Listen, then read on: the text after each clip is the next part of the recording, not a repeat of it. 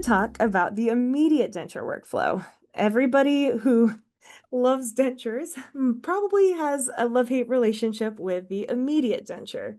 I know that I used to live in that world where I loved making dentures, but I got so stressed out with immediate dentures. So these are for the patients that come in with a terminal dentition, and we're going to remove the teeth and seat the immediate denture at the extraction appointment the same day. Immediate dentures come in two different flavors. The first is going to be a conventional or classic immediate. That's going to be your definitive prosthesis that they wear forever, and you do a laboratory reline after a 3 to 6 month healing period. You could also do an interim denture or transitional denture, and this is where I live now, where you treatment plan phase 2 to remake the denture. So the main difference between these two is going to be kind of what's phase 2 of the treatment plan. Are we making the final denture to be delivered and then doing a hard reline, or are we making an interim denture that we intend to remake after the patient heals? Because I've had so much experience where the immediate dentures didn't turn out the way I wanted them to, I've lived now in this interim or transitional zone. If you're going to do your definitive classic immediate, and then you're going to want to make sure you take a lot of steps. This was how I learned how to make immediate dentures when I was in dental school, and probably you too, where you make a custom tray, you still border mold, do your wax rim, do your partial tooth try-in, verify your centric, make your surgical guide, and your definitive denture. So lots of laboratory steps, each one with room for error. And the thing that stressed me out the most was, for all of you that asked, which is nobody, with immediate dentures, you get your records, you take your definitive impressions, you mount your casts, and now you're ready to arrange your denture teeth. And so the first thing we're going to do is cut off 9 through 11 and arrange those denture teeth to match the adjacent side. The next thing we're going to do is grind off the rest of our references. So once you've taken all the denture teeth off the cast, you now have no more reference of where the patient's existing teeth were. And I've tried to do this with putty. I've tried to do this with bite registration. It's impossible to really replicate where those patients' teeth are.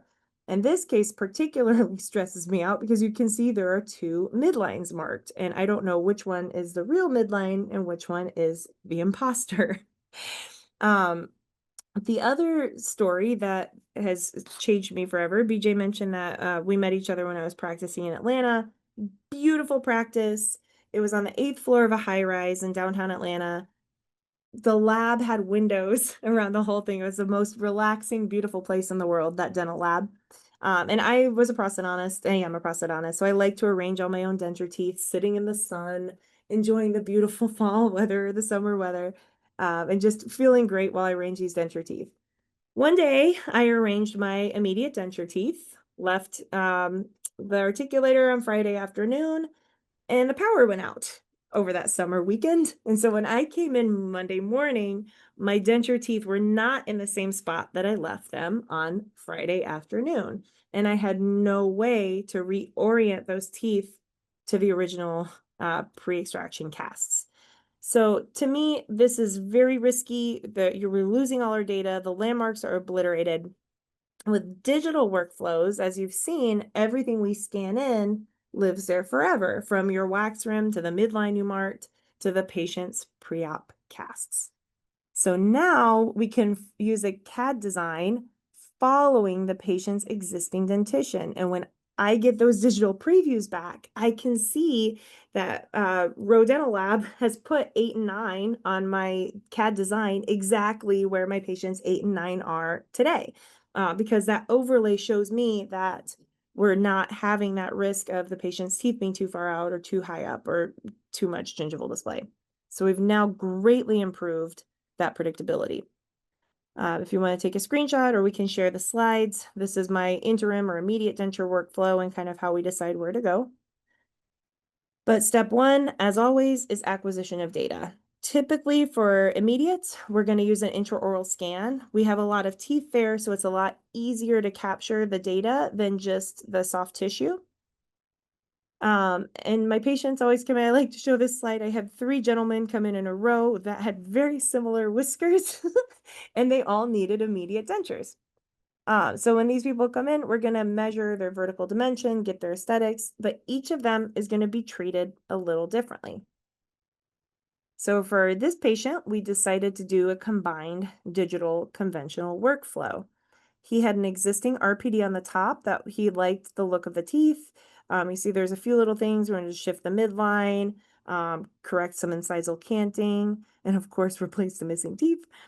So here we did conventional impressions and actually made a conventional wax rim.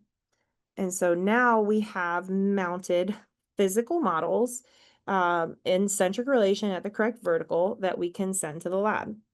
And if you are doing conventional records, you want to make sure that you obtain a tripod. So I always tell my students, if you need to know when you need to do a wax rim, it's when you're missing one leg of your 3-legged table. You need to have a posterior stop on each side and an anterior stop in the front, and that gives you that stability to mount that cast. If you're missing any of those stable stops, you're going to need to use a wax rim to replace that missing data. And that's not the case if you're using a scan, but if you're using conventional workflows, you want to make sure you use a wax rim to mount your casts.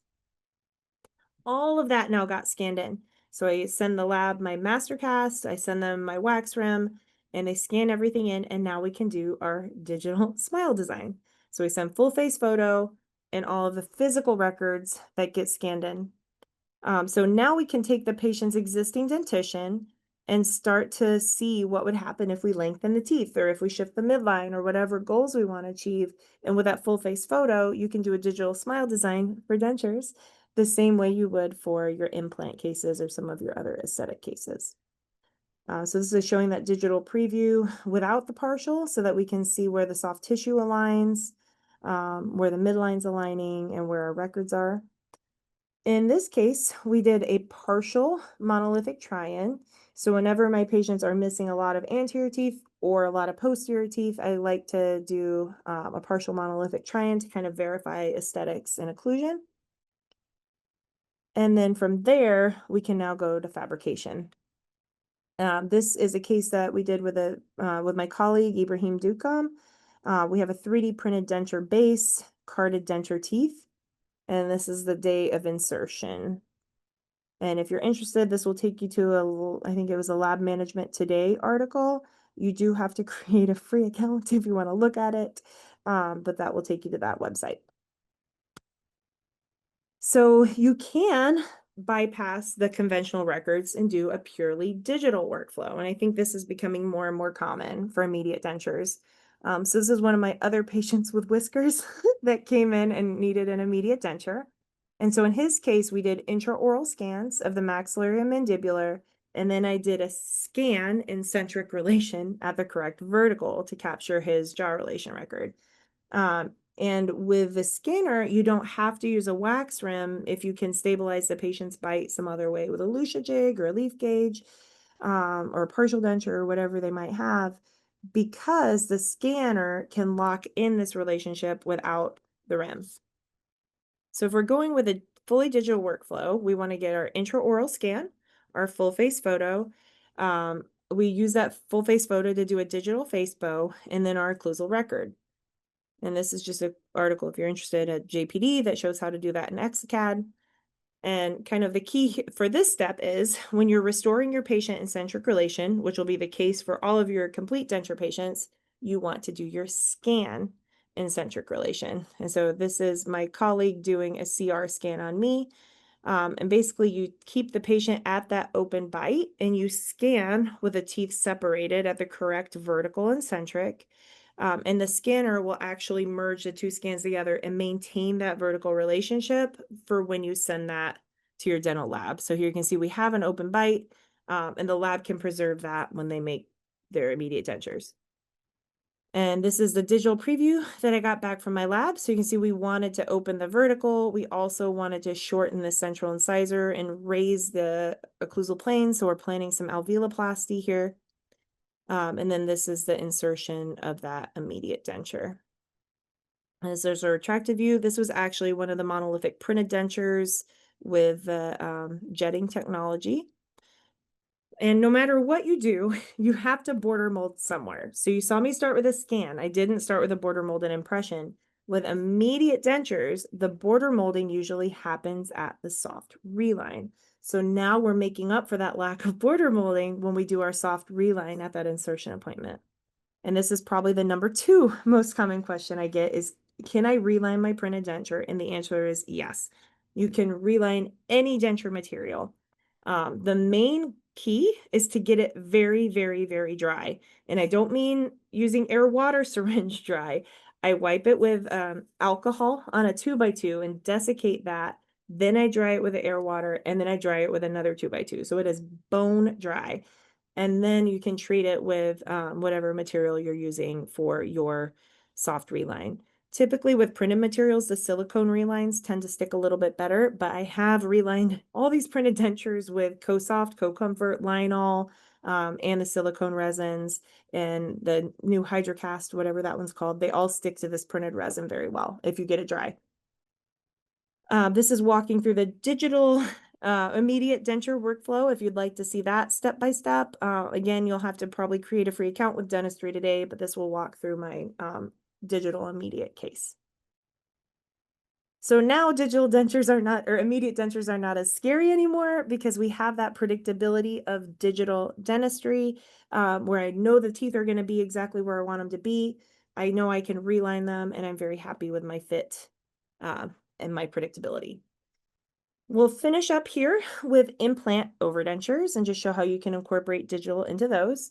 The majority of implant overdentures today are on locators, and typically those are implant retained but soft tissue supported. When you do 2 locators in the anterior mandible, the back of the denture is still supported by the gingiva and the bone.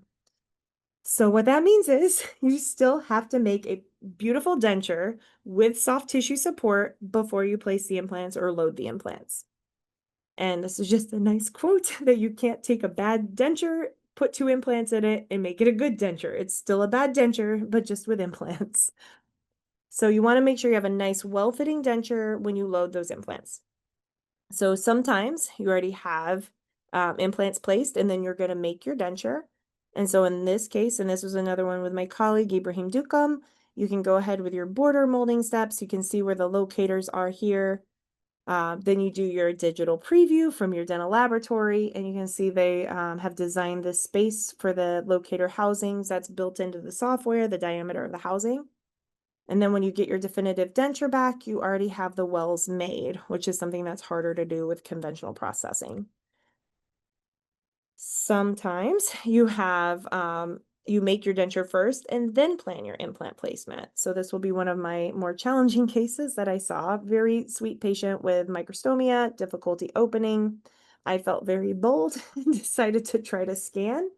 And if you cannot see the landmarks on these scans, neither could I, nor could my dental laboratory technician.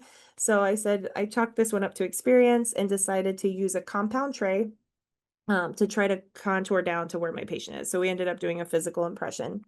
And I did print those models to kind of help guide me with my initial tray reduction. And I like to show this photo because the trays on the bottom are the trays that I actually contoured in my patient's mouth. And above that, I sat next to it an unmodified tray. So you can see the size discrepancy as we go from the stock tray to my customized stock tray.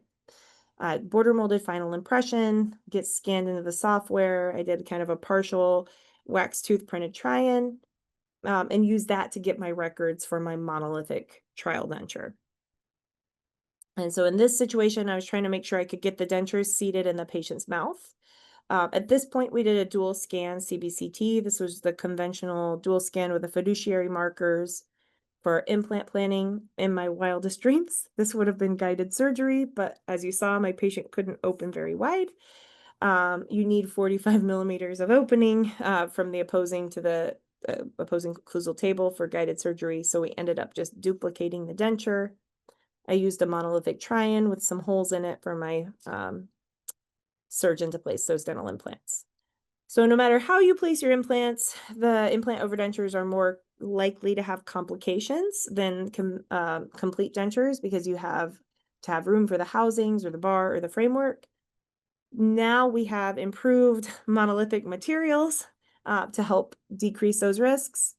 You can utilize just a monolithic milled denture to capitalize on the strength of resin, or you can incorporate a metal framework like you can see down here to help decrease some of those fracture risks.